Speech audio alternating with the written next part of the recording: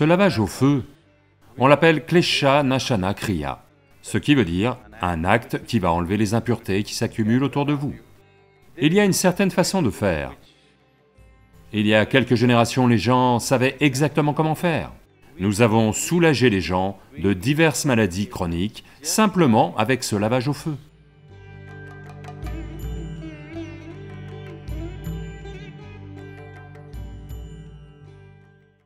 Généralement, dans nos maisons, ce drishti est une chose très importante. Drishti, vous connaissez? Au début, je pensais que c'était un mythe et que ma mère voulait juste le faire, alors ok, fais-le.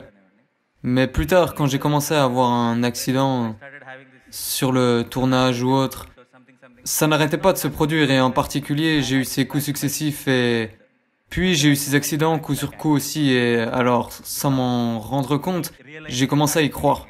Soudain, j'ai commencé à rappeler à ma mère, maman, drishti, je m'en vais.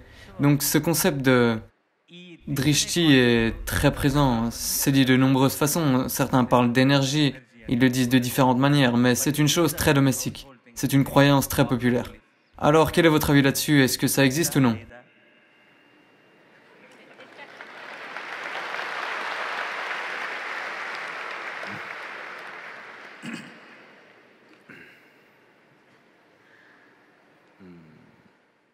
Tous les jours, vous prenez un bain? Non, je demande parce qu'à Chennai, ils prennent un bain une fois tous les 3 jours. Vous n'en êtes pas encore arrivé là, pas encore à Hussain Sagar.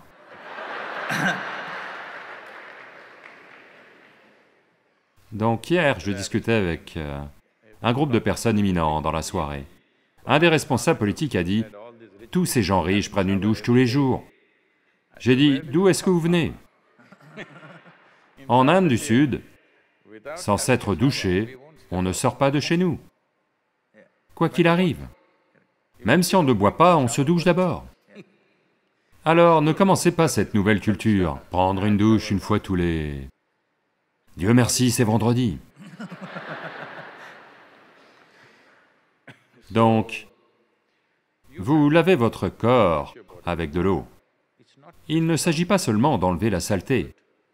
Même si vous n'êtes pas sale, avez-vous remarqué, après une journée de travail, si vous accumulez beaucoup de choses, vous arrivez et prenez une douche, ouf, ça vous redonne la vie, n'est-ce pas? Pas seulement nettoyer le corps, ce n'est pas le savon, juste l'eau qui coule sur votre corps.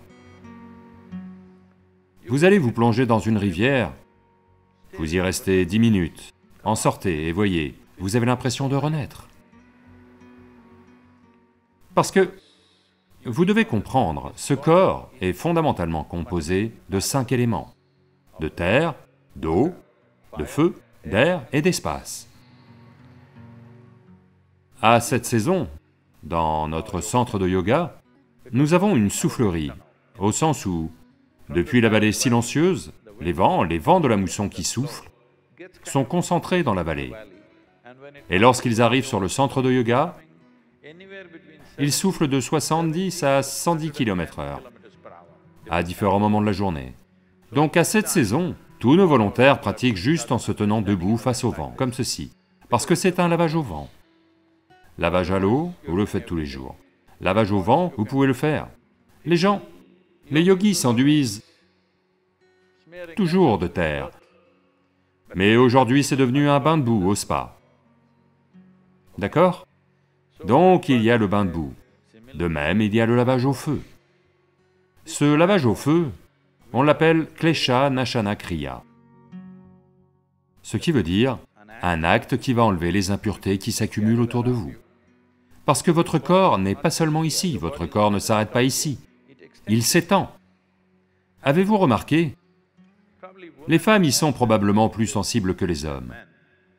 Vous n'avez pas besoin d'être touché par quelqu'un. Si quelqu'un s'approche d'un peu trop près, ce n'est pas un problème psychologique, c'est un problème différent. Il y a des aspects psychologiques et émotionnels, mais en laissant ça de côté, si quelqu'un s'approche de trop près, juste là-dedans, il y a une sensation, vous savez, que vous voulez un peu de distance. Ils ne vous ont pas touché, rien que ça. Ça cause un certain dérangement, n'est-ce pas? Parce que le corps ne s'arrête pas là. L'énergie est un peu au-delà. Combien au-delà dépend de l'exubérance de vos énergies vitales. Si vos énergies vitales sont véritablement exubérantes, vous pouvez en remplir cette salle. Autrement, c'est au moins un peu. Pour la plupart des êtres humains, ça peut se situer n'importe où, entre 7 et 22 cm à l'extérieur de leur corps. Donc au fur et à mesure que les impuretés s'accumulent sur votre corps, si vous conduisez un 2 roues, vous verrez, je rajeunis chaque fois que je conduis une moto. Parce que si je conduis 4 à 5 heures, à mon retour les gens disent « Sadhguru, votre barbe est devenue noire. » Complètement noire de carbone. Donc, des matériaux s'accumulent sur votre corps. Vous les lavez.